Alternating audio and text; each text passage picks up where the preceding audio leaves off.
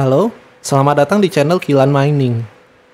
Karena banyaknya perubahan yang terjadi pada dunia penambangan kripto, khususnya Ethereum akhir-akhir ini, jadi pada video ini gue akan sharing pendapat gue mengenai langkah apa yang akan gue ambil untuk waktu ke depannya. Mengingat EIP 1559 membuat pendapatan mining terus menurun, dan juga sebentar lagi Ethereum akan berpindah ke Proof of Stake atau POS, yang artinya Ethereum sudah tidak bisa ditambang lagi nantinya.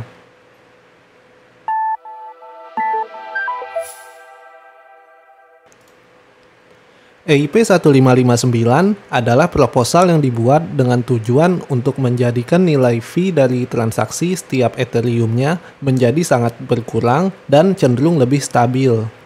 Secara garis besarnya, sekarang kita bisa menentukan sendiri besaran fee yang ingin dikeluarkan untuk mentransfer Ethereum dari satu wallet ke wallet lainnya. Semakin tinggi fee yang kita keluarkan, maka semakin cepat proses transfer Ethereum terjadi, atau bisa dibilang akan diprioritaskan.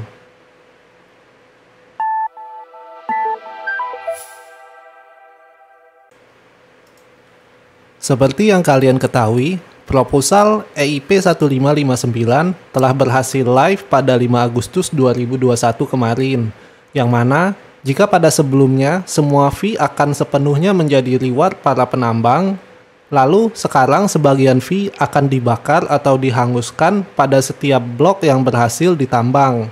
Hal ini tentu sangat berdampak pada penurunan pendapatan mining kita. Sebagai contohnya, bisa dilihat pada video yang gue upload pada tanggal 9 dan 11 Juli 2021 ini.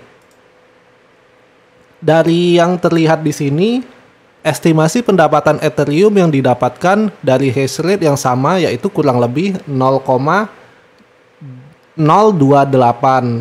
Begitu juga dengan yang di tanggal 11 Juli dengan hash rate 924, gue bisa menghasilkan 0,028 Ethereum secara kurang lebih standarnya. Lalu, apabila sedang terjadi lonjakan transfer atau pemindahan Ethereum dari satu wallet ke wallet lainnya, maka biasanya estimasi reward yang kita dapatkan akan semakin meningkat. Dari pengalaman gua, untuk hash rate yang seperti ini, biasanya pendapatan akan meningkat bahkan hingga 0,037 Ethereum per hari. Jika dibandingkan dengan pendapatan sekarang ini, bisa dilihat di sini, estimasi pendapatan Ethereum yang gua dapatkan itu sangat menurun dan cenderung dia tuh stabil di angka 0,020 hingga 0,021 Ethereum per hari untuk hash rate atau rig yang sama gua gunakan pada tanggal 9 dan 11 Juli kemarin. Dan juga yang paling merugikan itu adalah ketika terjadi lonjakan permintaan transfer Ethereum. Dari yang gua perhatikan, sekarang nih kita para miner tidak lagi mendapatkan lonjakan reward seperti yang terjadi pada bulan-bulan sebelumnya. Hal ini tentu mengakibatkan payout yang biasanya gua dapatkan hanya dalam 3 hari, sekarang berubah menjadi 4 hari untuk mencapai 0,1 Ethereum. Bisa dilihat di sini, payout terakhir gua itu adalah 4 hari yang lalu. Padahal biasanya gua pendapatan atau payout ini hanya sekitar 3 hari lebih sedikit. Atau bisa dilihat di sini. Biasanya itu berkisar antara 80 hingga 90 jam untuk durasi payout atau durasi antara payout yang terakhir ke payout yang baru. Namun sekarang bisa dilihat sudah 4 hari lalu ditambah dengan 3 jam lagi, berarti 4 hari lebih sedikit untuk payout gua yang sekarang setelah EIP 1559.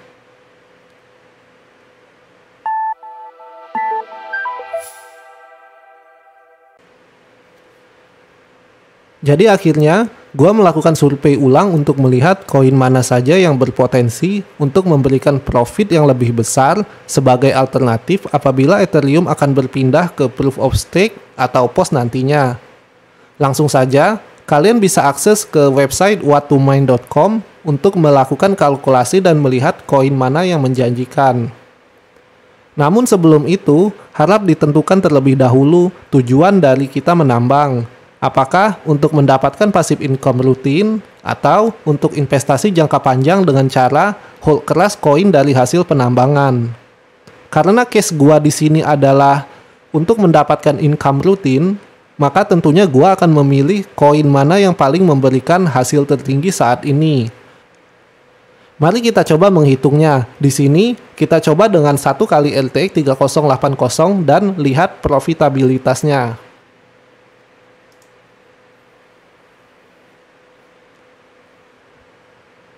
Dapat dilihat, reward tertinggi yang bisa dihasilkan saat ini adalah dari koin Ethereum dengan nilai kurang lebih 6,61 US dollar per hari untuk 1 PGA RTX 3080.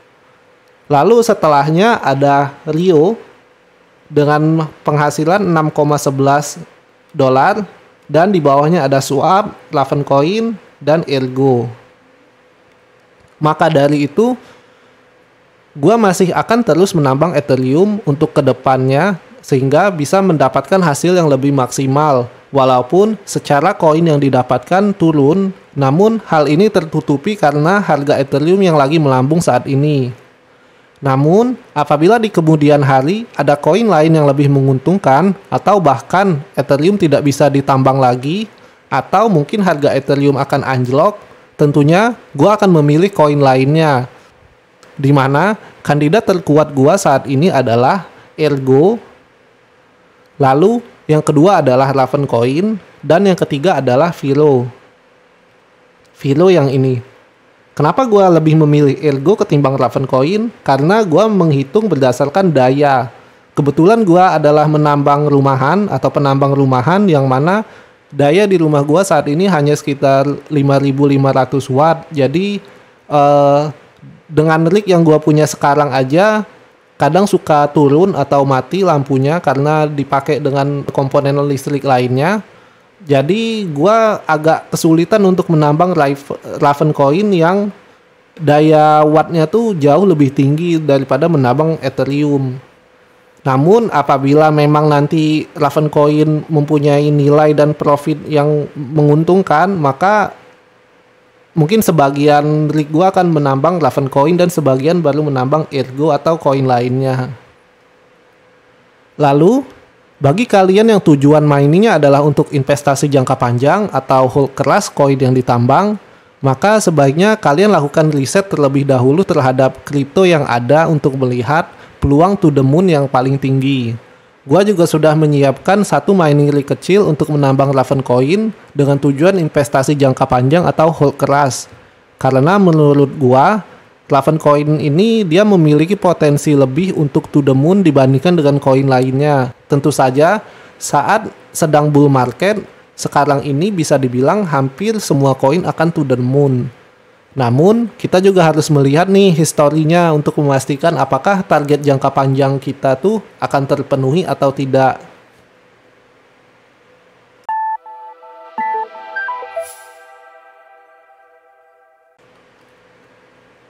Jadi, kesimpulan yang paling cocok dengan kondisi gua saat ini adalah gua akan terus menambang Ethereum selama reward yang dihasilkan lebih besar dibandingkan koin lainnya dengan tujuan untuk passive income rutin setiap bulannya. Lalu, mulailah lakukan riset terhadap beberapa koin yang bisa ditambang untuk mengantisipasi apabila Ethereum sudah beralih ke proof of stake dan tidak bisa ditambang lagi. Gue juga akan stop dulu untuk membeli PGA baru hingga mencapai return of investment, yang mana saat ini ROI yang gue dapatkan dalam menambang Ethereum dari Februari kurang lebih baru mencapai 60% hingga sekarang. Siapkan rencana cadangan untuk jaga-jaga apabila Ethereum beralih ke proof of stake, terlebih saat bear market terjadi. Pada kondisi ini, banyak nanti miner akan terbagi-bagi menambang koin lainnya yang ada. Akibatnya, reward yang didapatkan akan turun drastis dibandingkan pada saat sekarang ini. Dan yang lebih parahnya apabila harga koin yang ditambang anjlok parah yang mengakibatkan sebagian miner akan mematikan mining rig-nya atau bahkan akan menjualnya di pasaran. Perlu diingat, bagi para miner, kondisi bear market adalah saat yang paling tepat untuk akumulasi, baik itu dari koin atau peralatan miningnya. Karena saat bear market, tentunya harga peralatan mining akan sangat murah jika dibandingkan dengan saat ini. Hal ini juga yang menjadi pertimbangan gua kenapa gua memilih untuk mining dengan tujuan income rutin, yaitu agar bisa balik modal secepatnya, sehingga saat bear market selanjutnya datang, modal ini akan gua gunakan untuk menambah lebih banyak lagi mining rig, sehingga saat bull market setelahnya, gua berharap bisa memetik hasil yang cukup memuaskan. Oke, sekian pendapat gua mengenai kondisi penambangan kripto yang terjadi saat ini. Harap diingat, isi video ini adalah murni pendapat gua secara pribadi dan disesuaikan dengan keadaan yang gua alami saat ini. Ini bukan ajakan atau anjuran bagi kalian untuk berinvestasi dan lain sebagainya. Karena ini memiliki resiko yang perlu diperhitungkan untuk masing-masing individu jika ingin terjun. Jika ada saran dan masukan, jangan ragu untuk tulis di kolom komentar. Sampai jumpa di video selanjutnya. Terima kasih.